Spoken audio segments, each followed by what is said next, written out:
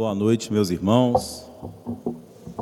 Hoje nós vamos explorar um tema de profunda importância para todos nós, e eu vou fazê-lo a partir do acompanhamento das trajetórias religiosas do mundo ocidental e do mundo oriental, e certamente haverá certas tábuas rasas, algumas simplificações, mas somente para a compreensão, né?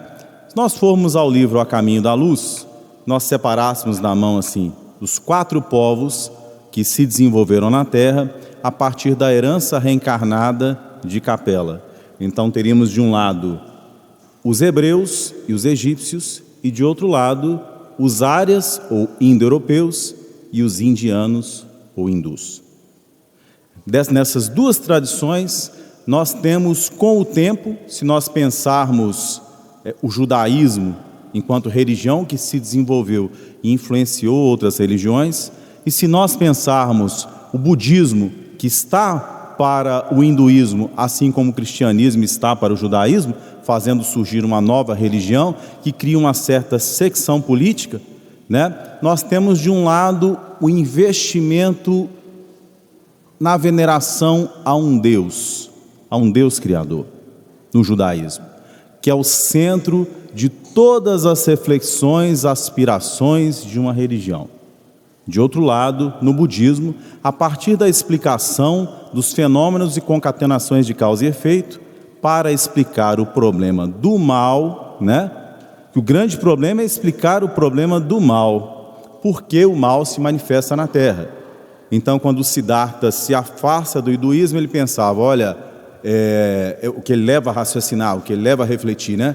Se esse mundo tem imperfeições, esse mundo não pode ter sido criado por uma divindade chamada Brahma ou Mahesvara, que teria criado as coisas e seria ou um ser impotente, porque permite a existência do mal, ou um ser sádico, porque deixa o mal se desenvolver. Portanto, o mal não pode ser ação humana, não pode ser ação divina, o mal é concatenação das ações humanas em relação de Samsara, de causa e efeito, de karma, né?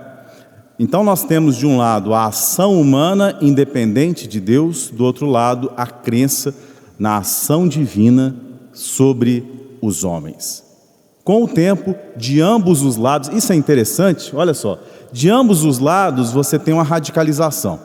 Nós formos a tradição cristã, que é herdeira da tradição judaica, nós temos no mundo protestante a ênfase na ideia da graça divina. No mundo católico, né, em alguns santos e na interpretação você tem a inter-relação entre a ação divina e a ação dos homens, né? A ideia da graça é a ideia de que, independente das nossas ações, na sua radicalização, né, Deus age sobre a nossa salvação por uma relação nominal. Também no budismo você tem duas correntes que se desenvolvem. A ideia de que você deve aprimorar a sua mente com seus esforços próprios, para que você alcance a iluminação, e a ideia de que, pela misericórdia de Buda, pela misericórdia búdica, você alcança a iluminação. Mas você não pode reduzir Buda à ideia de Deus na maioria das tradições budistas tradicionais. É uma religião sem Deus.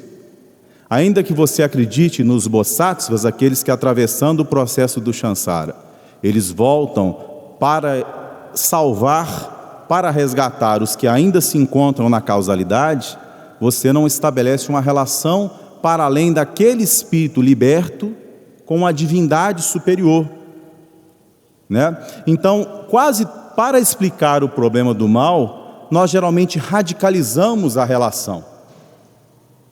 Então a gente fica com uma dificuldade essencial. Tem um livro do Bart de Ehrman, que é um professor bastante conhecido, que escreveu um livro chamado O que Jesus Disse e o que Jesus Não Disse, mas tem um livro dele que ele ataca esse problema na tradição judaica cristã, que chama O Problema do Mal, que é você explicar a existência do mal. Quando você vai no livro de Jó, você tem um negócio ali bem interessante, você tem a descrição de um homem justo que passa por inúmeras dificuldades numa relação de submissão, resignação e aceitação da vontade da divindade. Mas quando a gente vai à essência do livro, para além da projeção da ideia da reencarnação, que atravessa a compreensão e da causalidade, você tem um incômodo do narrador de cultura judaica com a existência do mal que alcança um homem justo. Então, inicialmente, a gente fica então curioso sobre a posição do Espiritismo sobre isso.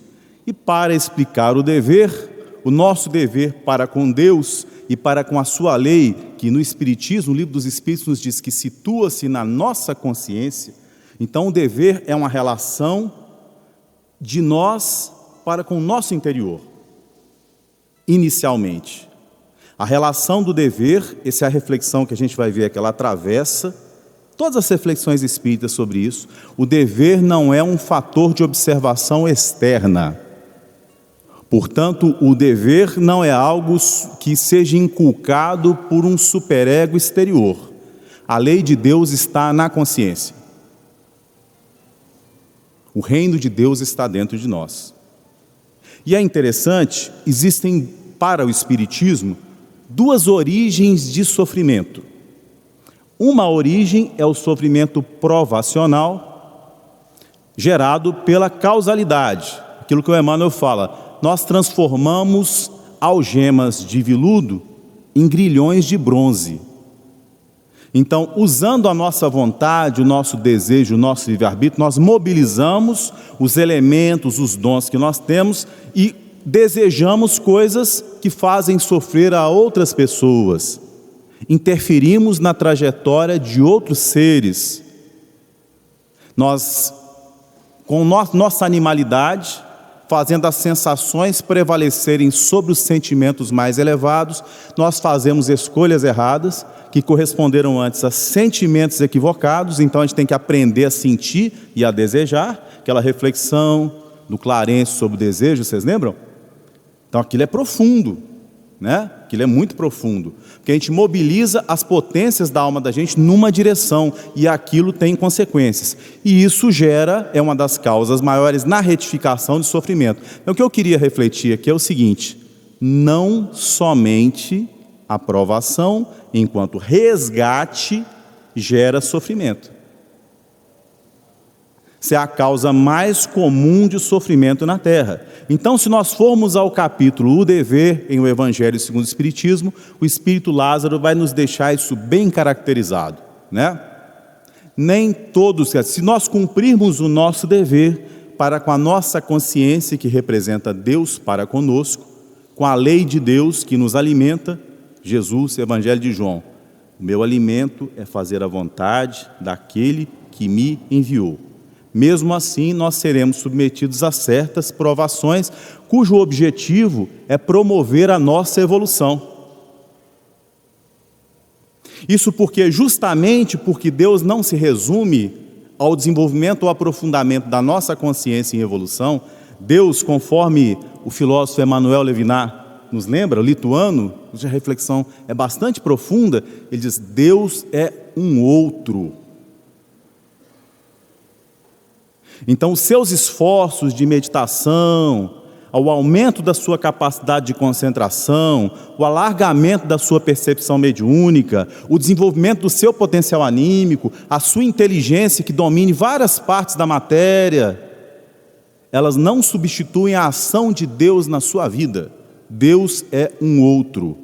E quando a gente tem um outro, a gente logo tem uma noção de relação. Sabe quem resolve isso bem? Vou fazer uma indicação bibliográfica. Tem um grande rabino, chamado Abraham Joshua Heschel. Ele escreveu um livro que chama, olha como contraria o senso comum, Deus em busca do homem. Eu acho que ele equaciona isso. Ele era o rabino que saía com Martin Luther King contra o preconceito, nas ruas com rosas no peito, nas ruas das cidades norte-americanas, junto, de mãos dadas com o movimento negro, né? Esse livro dele é fantástico. Eu nunca vi tanta semelhança, porque ele fala dessa relação com Deus, em que Deus nos busca. Deus nos busca, porque a gente pensa que a gente busca Deus, mas Deus também está nos buscando dentro de nós. a partir da consciência. Se a gente for no livro Mecanismos da Mediunidade, a gente vê isso, a ressonância do nosso ser como forma de percepção e consciência de Deus. Por isso a gente fala lá em Paulo que nós somos corpo de Cristo.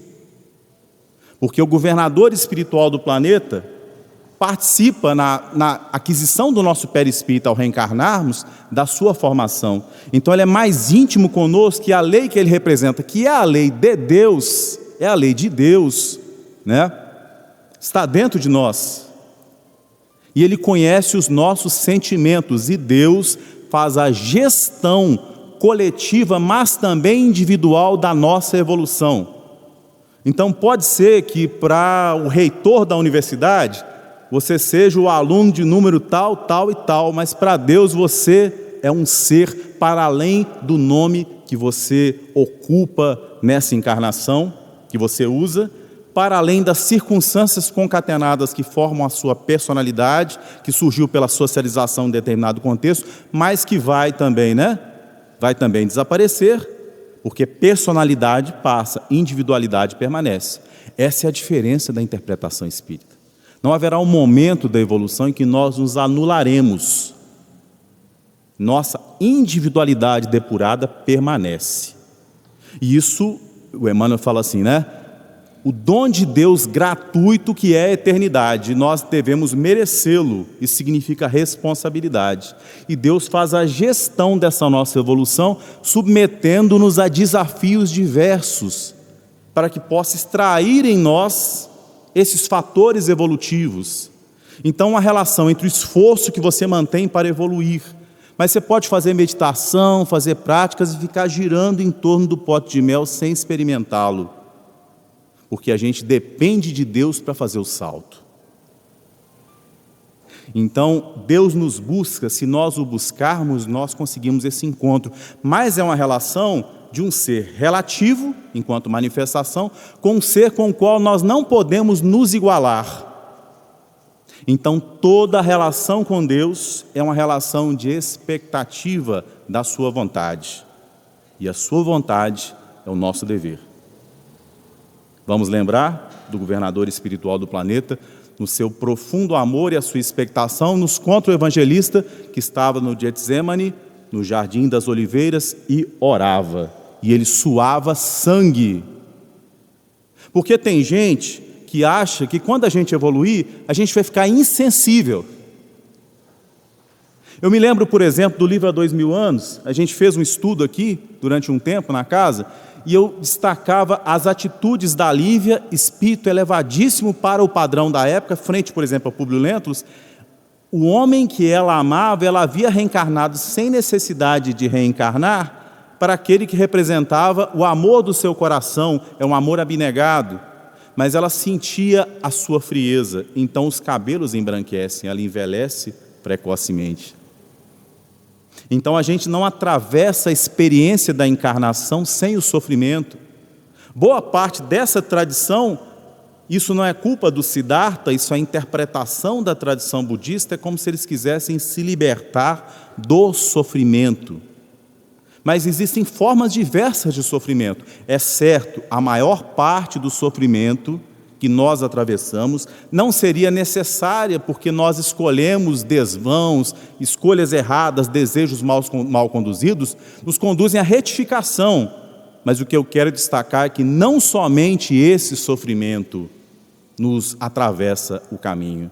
E é por isso que o Espírito Lázaro, no capítulo Dever, ele fala, ainda que nós cumpramos o dever, nós seremos submetidos às provações.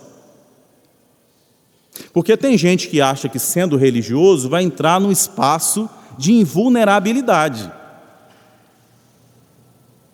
Porque a gente quer estar com o Cristo lá no domingo de Ramos, mas a gente não quer carregar a nossa cruz quando ela chega.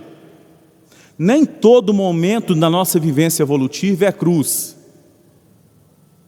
Aliás, as bênçãos, oportunidades e a misericórdia divina nos alcançam muito a partir de experiências de felicidade, seres queridos que colorem a nossa vida, oportunidades de trabalho que nos dignificam a experiência de encarnados, mas todos nós, em algum momento, teremos que alçar nos ombros a cruz evolutiva. E é por isso que lá no Getsemane Jesus orava: Pai, se possível, afasta de mim esse cálice, mas que não se faça conforme a minha vontade, mas conforme a tua. Ele está perguntando a Deus, ele conhece as probabilidades, que ele é o governador espiritual do planeta, ele assume a pior probabilidade daquela circunstância, que ele já sabia que ia desenrolar naquilo, oferecendo, por exemplo, ajudas até o último momento, a oportunidade. O Emmanuel destaca: amigo, aqui vieste, que as coisas podem ser mudadas, mas ele conhece a tendência, mas ele está em expectativa. Senhor, que queres que eu faça? E é o governador espiritual do planeta. E eu destaco mais um trecho. Se nós formos ao livro Boa Nova, então nós vamos ao diálogo de Jesus às portas do templo com o sacerdote Hanã. Galileu, que vens fazer em Jerusalém? Eu venho concretizar o reino de Deus, que é a obra divina no coração dos homens. Ele começa a argumentar e a desqualificar Jesus. Pergunta se ele conhece Atenas, se ele tem algum contato com o príncipe, né? E a resposta, eu quero destacar só um pedaço: eu conheço a justa vontade de Deus para comigo. Vou repetir: eu conheço a justa vontade de Deus para comigo. O que eu quero destacar nisso, né? Ninguém, nem o Cristo, conhecem toda a vontade de Deus. Porque Deus é o insondável. Deus é um outro de inteligência suprema, infinito amor, e o livro dos Espíritos deixa isso muito claro: a gente não se iguala a Deus, mas a relação fica íntima. Eu e Deus somos um. Você vira o porta-voz da divindade quando você se torna o Cristo. O que é ser Cristo? Revista Espírita, né? São Luís vai dizer: aquele que mesmo estando encarnado não tem mais a possibilidade de errar. Então quem não é Cristo, estando submetido às provações da terra, ele pode escorregar, mas sem provação a gente não evolui. Então a provação não é só resgate, ela é incentivo de evolução, né? Se a gente chegou aqui, o importante é conhecer a vontade de Deus para conosco. Vamos ao livro Paulo e Estevão, né? Está lá na nossa versão: não recalcitres contra o teu aguilhão. Jesus para Paulo. Mas se você for a tradução, né? É-te penoso revoltar-te contra o teu aguilhão. O que é aguilhão, gente? Espora. Monta e direciona para um lugar. Tem um direcionamento. Então, assim, é um chamamento para a direção do aguilhão. É-te penoso recalcitrar contra a vontade divina, que, contristando o seu coração, te leva para a evolução, te leva para o caminho correto. E esse é o sentido da resignação. Ainda que a experiência seja de sofrimento, o dever é cumprir a vontade de Deus. O Emmanuel fala assim: ainda que todo mundo em volta diga que você deve abandonar o dever, porque o dever é de você para dentro de você, não é você observando os padrões morais externos. É o seu coração em contato com a divindade, porque Deus te busca. Senhor, que queres que eu faça? Maria com Jesus: eis aqui a tua serva, faça-se em mim conforme a tua vontade. Bom, em teoria, assim, na hora de fazer, é aprovação. Mas é a regra evolutiva, né? Então Paulo tinha que entender naquele momento que aquele aguilhão, aquela espora era para direcioná-lo para a transformação da sua experiência evolutiva. E efetivamente o espírito de Paulo, que tanto havia errado pelo radicalismo da interpretação religiosa fechada, consegue abrir o seu coração a ponto de ser aquele que cumpre o dever de incluir os chamados pagãos, aqueles que não estavam dentro do âmbito judaico, os romanos, os gregos, incluí-los na experiência do cristianismo, que é uma experiência universal, quebrando o exclusivismo judaico e abrindo o coração da revelação divina, de amor e misericórdia, para todos aqueles que naquele momento recebiam a segunda revelação. E com a terceira revelação, já que é lei uma só, os elos se unem e nós conseguimos entender isso em maior profundidade. Por isso o Evangelho é o maior edifício já construído na terra. Como nos diz o Arthur Joviano, lá no Cemitério de Luz, em volta dele há um átrio, corresponde ao Velho Testamento, mas nem os próprios profetas tinham a capacidade de compreensão dos textos que transmitiam, mesmo com as formas literárias rabínicas que o Espiritismo traz, porque ele consegue concatenar os elos, explicar em profundidade e dialogar a mensagem da espiritualidade com as várias tradições, sejam do Oriente, sejam do Ocidente, sem radicalizar, mostrando essa relação nossa com Deus, que conduz à nossa evolução, dando um sentido eterno à experiência evolutiva de um Cristo que ainda cresce, como dizia seu Leão, né? Quando a pessoa chega a Cristo, é aí que tem graça, porque a experiência é infinita de evolução, é infinita, né? Então é interessante, vamos aqui às mensagens do Espiritismo que a gente pode evocar para entender a questão do dever, né? Vamos ao livro Pensamento e Vida. O livro Pensamento e Vida foi escrito por Emmanuel com uma cartilha para a reencarnação. Então, um coração amigo, a gente imagina, possa ser o Chico Xavier, a Lívia, né?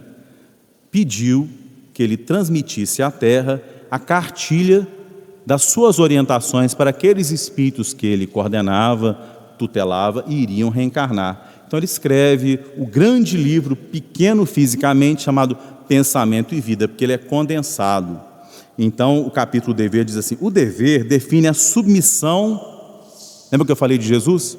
A submissão que nos cabe a certos princípios estabelecidos como leis pela sabedoria divina para o desenvolvimento de nossas faculdades. Esses princípios, portanto, são para angariar possibilidades, para desenvolver faculdades. Aí ele começa a argumentar, ele vai citar o avião, vai citar a utilização da luz, da energia elétrica. Cada consciência bafejada pelo sol da razão será interpretada assim a conta de um raio da esfera da vida, evolvendo da superfície para o centro.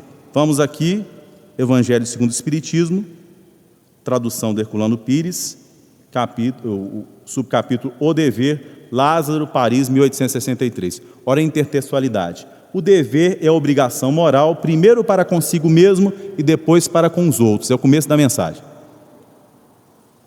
O dever é a lei da vida.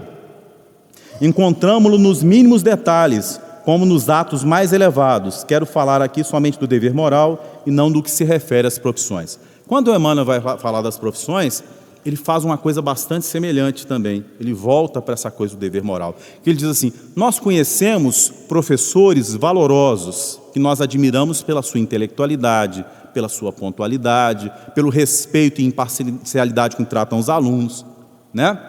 Mas isso não é mais que obrigação deles, é no sacrifício que você tem o exercício pleno do dever. O sacrifício indica o amor que se extrema. Então, assim, um político não ser corrupto não é mais do que obrigação. Espera-se do político o sacrifício. Alimentar o seu filho não é mais que a sua obrigação. Ser pontual não é mais que a sua obrigação. O que é esperado é o sacrifício, que nos espreme para que o melhor de nós se ofereça aos outros. Porque Deus se utiliza das criaturas para ajudar e auxiliar as criaturas. Para que a gente se alimente do amor, e o amor é o alimento das almas, a minha vontade é fazer, a minha comida, dizia Jesus aos apóstolos, às portas da cidade de Siquém, o Sicar, hoje Nablus, né? No poço de Jacó, quando atravessava o trigal, e ele vê o trigal, ainda o trigo bem novinho, ele aponta que já está enxergando o trigo, ele ajusta expectativas dele, né? Ele enxerga, ele expecta no ser humano já a sua evolução, o trabalho do cristianismo ele já enxerga o que ele será no futuro, e por isso ele tem esperança. Ele diz: a minha comida é fazer a vontade daquele que me enviou. Então, quando você cumpre o dever, você está em paz e faz a vontade e alimentado, ainda que você passe pelo deserto. Não significa que você não atravessará desertos, não significa que você não enfrentará dificuldades, mas cumprindo o dever, você estará em paz e você saberá a direção e você não se revoltará contra o aguilhão, como dizia o Chico Xavier, né? Há chuvas que constroem e há chuvas que destroem, lágrimas são também assim. Há formas muito diversas de sofrer. Continuemos aqui, né? Cada espírito plasma os reflexos de si mesmo por onde passa, abrindo-se aos reflexos das mentes mais elevadas que o impulsionam à contemplação de mais vastos horizontes do progresso e à adequada assimilação de mais altos valores da vida. Desse modo, pela execução do dever, região moral de serviço. Então, o dever é uma região moral de serviço, em que somos constantemente, quer dizer, nos mínimos detalhes e também nos grandes, alertados pela consciência, exteriorizamos a nossa melhor parte recolhendo a melhor parte dos outros. Nós interagimos com os outros exercendo o dever. É por esse motivo que de nada vale desertar do campo de duras obrigações em que nos vejamos sitiados por força dos acontecimentos naturais do caminho, que as circunstâncias da vida, livro Boa Nova, são a vontade de Deus para conosco, né? Então não vale desertar, de vez que na intimidade da consciência, ainda mesmo que a apreciação alheia nos liberte desse ou daquele imposto de devotamento e renúncia, ordena a razão, estejamos de sentinela na obra de paciência e de tolerância, de humildade e de amor, que fomos chamados intimamente. Olha que ele não fala nada de fora, a atender. Sem isso, não obstante a aparência legal de nosso afastamento da luta, quer dizer, não obstante as pessoas digam, não, ele já lutou muito, as pessoas te aprovem, né? Somos invencivelmente onerados por ocultas sensações de desgosto ante as nossas próprias fraquezas, que começando por ligeiras irritações e pequeninos desalentos, acabam matriculando-nos o espírito nos institutos da enfermidade ou na vala da frustração. Então, vamos começar de trás para frente. Quando a gente investe na realização dos desejos sem a razão, a gente cai na frustração, conforme a frase de Messalina. Você está satisfeita? Não, estou entediada. Quando nós buscamos a realização, e essa não é a experiência ariana do livro A Caminho da Luz? Não é fazer o paraíso aqui agora, no mundo material? Foi útil ao planeta? Foi. Dentre os povos que vinham da capela, a experiência dos arianos, né, foi uma experiência de revolta com a presença no planeta, fuga a uma espiritualização maior e querendo fazer o paraíso aqui e agora, a experiência do materialismo, da transformação do mundo concreto, mas que deixa atrás de si um vazio, que nós não somos para aqui. Para que nós entendamos a experiência e o problema do sofrimento, nós temos que enxergar a eternidade. Então, o método da eternidade vai nos fazer entender as provações pelas quais nós atravessamos. Eu sempre digo aos meus alunos, eu estou ansioso que vai ter um concurso amanhã, uma banca, eu digo o seguinte, olha, você pode desencarnar antes da banca. A banca tem alguma importância? Né? O importante é você se esforçar ao máximo para extrair de você uma consciência que te aprimore nesse momento. Porque assim, você tem alguma coisa? Quem aqui sabe quando vai desencarnar? Existe alguma experiência de posse que seja permanente? A própria experiência das relações sociais que constituem a família. André Luiz desencarna, a esposa se casa novamente. Ele tem que pensá-la em outro nível, para além das relações possessivas da terra. Portanto, todas as circunstâncias da encarnação são transitórias. A pergunta é, o que fica? Porque se a gente pensar que tudo é transitório também, a gente entra num niilismo, num vazio. Então, assim, a experiência do budismo nesse nível aqui, né, ela pode ser uma experiência até consoladora, mas a longo prazo o espiritismo nos descortina a continuidade da individualidade, embora a personalidade se transforme. Personalidade é uma ficha de trabalho. Nessa vida você vai trabalhar na medicina, nessa você vai ser professor, nessa você vai ser carpinteiro. Todas as funções são dignas, que elas não valem pela sua especialização. Por isso troca. A experiência é uma experiência de profundidade, não é uma experiência de horizontalidade. O crescimento na Terra, o crescimento da experiência ariana, europeia, por excelência, né? Porque foi lá que cresceu, e depois se difundiu, né? A gente tem um coração no Brasil, um cérebro nos Estados Unidos, é uma experiência em grande medida de horizontalidade, com raras exceções. Por isso nós temos uma civilização capaz de lidar com a tecnologia, mas incapaz de lidar com a experiência da decepção e da morte. A experiência da decepção gera dentro de nós crescimento espiritual, né? E eu vou chamar aqui de novo uma outra mensagem importante para a gente perceber isso. A gente vai de novo ao Evangelho segundo o Espiritismo, para a gente pensar, quem está duvidando de mim ainda, na experiência do sofrimento, na importância dela para a nossa vida. Um espírito amigo, Árvore, 1862, mensagem à paciência. Primeira frase da mensagem: a dor é uma bênção que Deus envia aos seus eleitos. Como é que é isso? A dor, porque você pensava só na dor como provação, né? Está dizendo que a dor é uma bênção que Deus envia aos seus eleitos. Então ele está falando da dor que promove a evolução. Por isso que o Bezerra de Menezes dizia o tempo todo: agradeça quando você está sofrendo, pela experiência de crescimento, não pelo sofrimento em si, mas pelo aprendizado. Não é o sofrimento que se busca, não é a autopunição para que as pessoas se compadeçam, porque é uma experiência de você para dentro, né?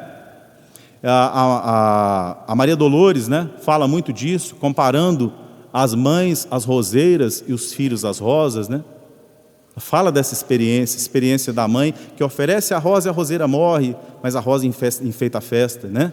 Então você tem essa experiência da doação, o sândalo que é cortado pelo machado e o perfume permanece e o imortaliza. Então você tem essa experiência do sacrifício como experiência de elevação, que quando o amor é suficiente, você não enxerga mais como tormenta, mas você enxerga como oportunidade de evolução. Então é por isso que quem está evoluindo, geralmente nem acha que está evoluindo. O bem melhor que a gente faz é aquele que ninguém fica sabendo, porque é um bem que a gente faz para a gente mesmo. Que uma coisa é o mérito angariado com o bem feito externamente, outra coisa é com que atitude mental você faz o bem, porque isso aí é evolução. Isso aí é evolução adquirida. É a capacidade de fazer aquele salto lá na a dobra estelar da nave, né? Que você sai o que o Paulo fez, é o que a Maria de Magdala fez, né? Então é interessante isso, e ele vai dizer no final: coragem, amigos, o Cristo é o vosso modelo. Vai falar da experiência do Cristo. Sofreu mais do que qualquer um de vós, e nada tinha de que se acusar, enquanto tendes a expiar o vosso passado, de fortalecer-vos para o futuro. Sede, pois, pacientes, sede cristãos. Essa palavra resume tudo. Lá no livro Pronto Socorro, o André Luiz nos dá um padrão bom de paciência, né? Ele diz assim: paciência nas relações cotidianas é você imaginar uma pessoa que recebe a mesma pergunta 4 vezes, respondendo-a com grande amabilidade, sem mudar o tom de voz. Vamos imaginar a própria experiência de uma mãe insistente: filho, você quer isso? Quer não, mãe. Filho, você quer isso? Quer não, mãe. Você quer isso? Quer não, mãe. Né? Isso é uma relação ainda afetiva. A gente tem outras experiências, né, mais dolorosas e mais difíceis. Então eu quero chamar a atenção agora para o livro No Mundo Maior, no capítulo 5. Não sei se alguém esteve atento a esse capítulo na leitura. E o capítulo tem um nome bonito, né? Tem um nome lá no livro Nosso Lar, que é Amor, Alimento das Almas. Esse capítulo se chama O Poder do Amor. Tem um dos espíritos que se manifesta na nossa mediúnica, que diz assim: eu sou Cipriano, que morreu no tronco sem se dobrar. E depois ele explica: morreu no tronco sem odiar. Né? Então, se dobrar é dobrar-se às circunstâncias que para as pessoas comuns geram ódio, geram desejo de revide. Porque a experiência do cristianismo é a experiência de amar o não amável. Então aquilo que no senso comum não é amável, aquilo que no senso comum não é suportável, é a experiência de investir nisso para criar uma capacidade de resistência amorosa, para atravessar, né? E eu dei na palestra passada um exemplo, quando Berlim é invadida e uma família nacional-socialista, a mãe se mata e mata os filhos, porque o marido havia morrido na guerra, e a outra mãe, e 9 filhos são mortos no campo de concentração, o marido é fuzilado na frente dela, ela sai do campo de concentração, reconstrói a vida, não odeia, consegue construir um sentido para o sofrimento, no seu judaísmo bem compreendido, na sua Torá interna, né? E ela vai falar de esperança nas escolas dos Estados Unidos, que é o país para o qual ela migrou. Então, assim, o que é força? Força é passar com um carro blindado? É dirigir um país? Ou força é conseguir atravessar uma coisa dessa com um nariz para cima, erguido? E você lê os romances históricos do Emmanuel, o conselho de Jesus para quem atravessa a perseguição dos romanos é quase sempre: levanta a cabeça, porque os filhos da luz devem enfrentar o combate com coragem. De onde vem essa coragem? De onde vem essa força? Onde está a força? A força está em quem aparece ou naquela mãe que anonimamente cria 12 filhos, né? Então, quando eu entro na casa da minha grande amiga Socorro Paz, o filho dela, o Tiago, acaba de passar na Universidade de Viçosa. Eu estava passando por Viçosa pensando, né? Socorro fertilizou o Brasil de gente boa. Você entra na casa da Socorro, aquela dignidade, Socorro e Toninho, e a família direcionada para o espiritismo, para o cristianismo, os filhos bem orientados, né? Aquilo é coragem, aquilo é força. É a vida na universidade, que todo mundo que está comigo lá sabe que não é fácil, né? É a vida com os filhos no lar, numerosos, a experiência da esposa, a experiência da mãe, a experiência do trabalho espírita, né? E cada uma delas na sua justa proporção. Então é interessante, nós temos entre nós, né, quando a gente vai ao mundo maior, a gente tem a experiência, eu lembrei aqui do pai Cipriano lá da reunião, né? Eu vou lembrar então da Cipriana.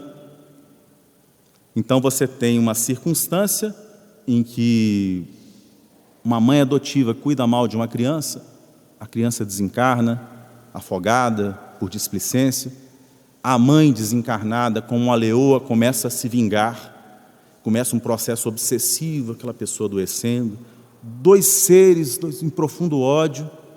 Então os espíritos orientadores se afastam e chamam alguém que é maior, é a Cipriana. Por que a Cipriana é maior? A Cipriana viveu a experiência, olha a coisa do sofrimento, né? Viveu a experiência da maternidade, 2 filhos foram assassinados, 2 filhas se desencaminharam, ela passou pela experiência da hanseníase e o marido, que era o único amigo que ela tinha, gradativamente, com horror e asco, a abandonou.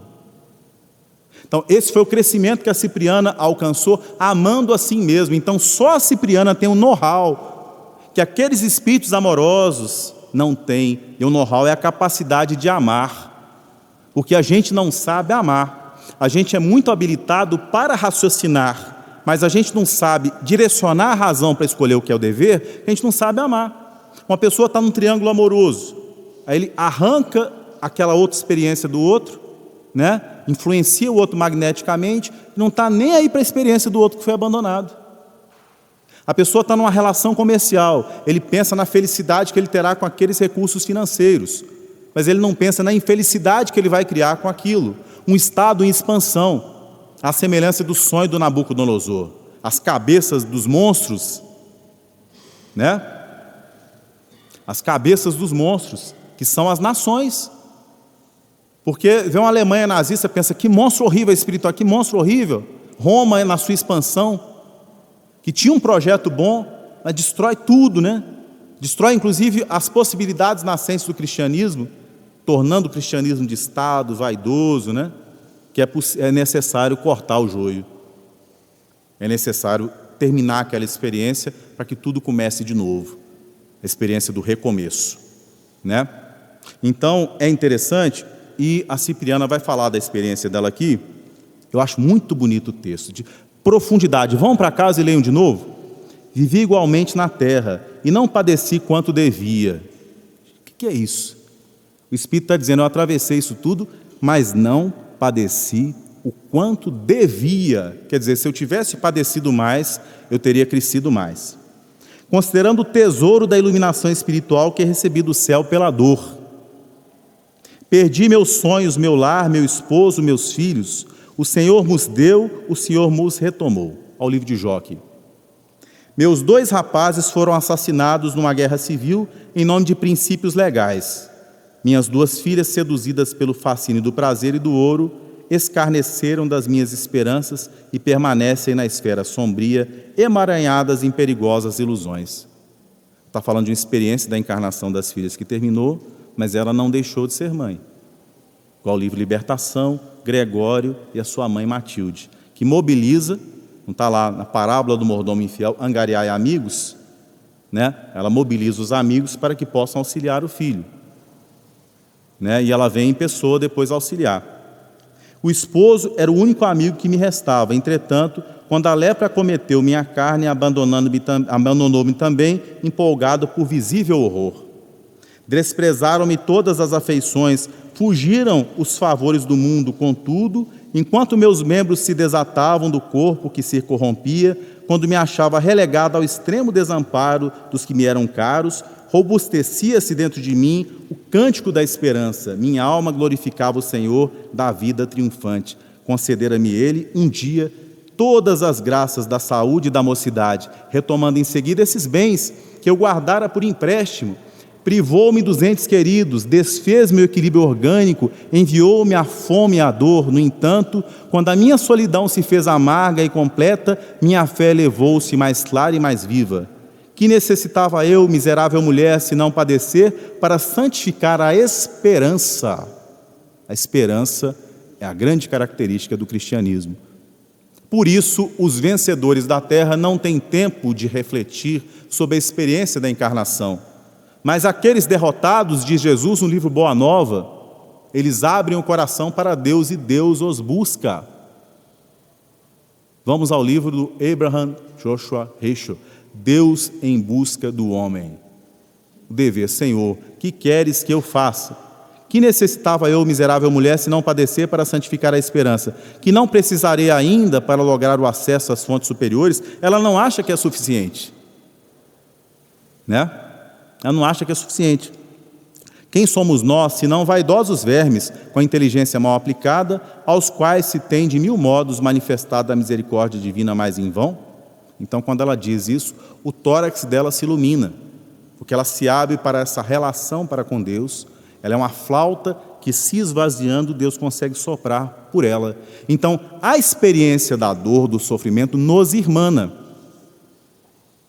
Significa o seguinte: o ser moralmente equivocado e o espírito elevado passam pela dor. Acontece que o espírito elevado consegue identificar a dor do ser moralmente equivocado com a dele. E o ser moralmente equivocado vive a dor de forma egoísta. São padrões de sentimento diferentes, né? Justamente porque o espírito elevado ele não consegue ser feliz sozinho, a experiência dele é a experiência de colaborar com a divindade para minimizar os sofrimentos da terra, seja onde quer que ele esteja. Por isso ele não quer poder material, ele cuida bem do jardim que o Senhor colocou à sua disposição. É por isso que o Emmanuel chama a família, por exemplo, de escrínio, que ele porta joias, né? Que a gente tem que cuidar. Gente, isso não significa não errar, não. Ao atravessar o sofrimento, né? Entender-lhe a finalidade e buscar, mesmo na experiência de erro, a identificação com os outros seres que também erram. Que uma coisa é achar que está evoluído e subir num pedestal. Experiência ilusória que termina com a primeira provação grande, né? Que às vezes a pessoa está numa experiência de família organizada, de prosperidade, de saúde física, que é sempre temporária, viu? Então ele está naquela experiência e começa a julgar os outros. Se você passasse pela experiência da irmã Cipriana, né? Que é a experiência do Jó materializada aqui nesse livro fantástico, gente, que é No Mundo Maior. Esse livro é maravilhoso. Eu falo aqui, quase choro, porque é uma coisa profunda, né? Uma coisa muito profunda. E eu lembrei do Cipriano, lá do Centro Espírita da Reunião Mediúnica, né? Que morreu no tronco sem se dobrar, que morreu no tronco sem odiar, libertando-se, né? É como um bicho da seda, que ele entra no casulo, passa pela metamorfose do sofrimento necessária e alça voo. O fato de sofrer para o espírito elevado não é causar sofrimento aos outros, que a maioria de nós, quando começa a sofrer, a gente começa a falar com todo mundo que está sofrendo. A gente tem uma necessidade maior de atenção afetiva pelo sofrimento vivido, né? Que deixa de nos fazer perceber os nossos deveres, que sempre que começa uma provação, a gente está cheio de deveres. Dever de não se revoltar, dever de continuar trabalhando, dever de manter a meta, né? Dever de sentir esperança, de que tudo nessa vida passa. Da experiência da Maria de Nazaré, lá em Éfeso, naquela casinha onde ela se recolheu, ela viu o mar, e ela dizia para todo mundo que chegava: isso também passa, né? Todas as experiências da vida são passageiras. O que permanece? A individualidade. Então, quando a pessoa está com saudade, eu digo, a alegria do reencontro excederá a tristeza da separação. Quando ela está passando dificuldade financeira, eu digo, né? Lendo Paulo e Estevão, a gente tem que ser fiel no pouco e no mundo, e no muito, né? Então, se a gente atravessar com essa fidelidade a experiência do sofrimento, a gente consegue uma libertação grande. O Espiritismo traz com isso uma relação muito madura da experiência da encarnação na Terra. Mais madura do que a experiência de construir para si uma insensibilidade ao sofrimento.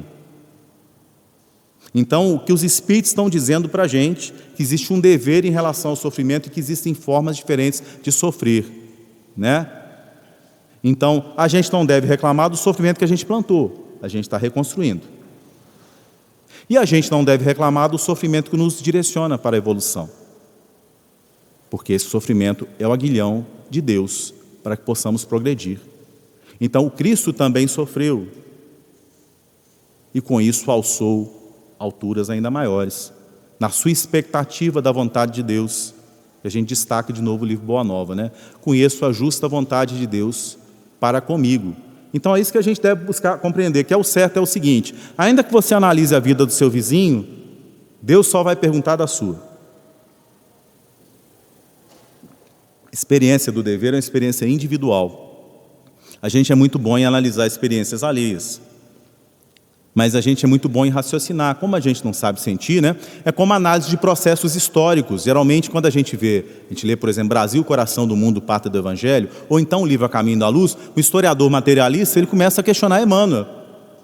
Porque o Emmanuel está vendo o que se passou no coração das pessoas, a partir do julgamento divino que passa dentro das almas, né? E a pessoa está julgando as ações externas, que são interpretadas a partir dos vestígios que o historiador concatenou. É a mesma coisa em relação à vida da gente. Quem sabe nos julgar é Deus, porque Deus sabe o que se passava no coração na hora das escolhas, e a motivação é tudo, o sentimento é tudo, o direcionamento é o lume das nossas ações, né? Meus irmãos, nessa experiência sobre o dever, a nossa reflexão de fechamento temporário, porque essas reflexões elas continuam dentro de nós, é que nunca valerá a pena sacrificar por qualquer prazer temporário, por qualquer benefício da terra, por qualquer circunstância de facilidade, os deveres que nos cabem. Esse é sempre o preço mais caro que nos atrasa a evolução. Busquemos sempre dentro da consciência a justa vontade de Deus para conosco, e aí estaremos cumprindo a vontade de Deus. Que Jesus nos abençoe.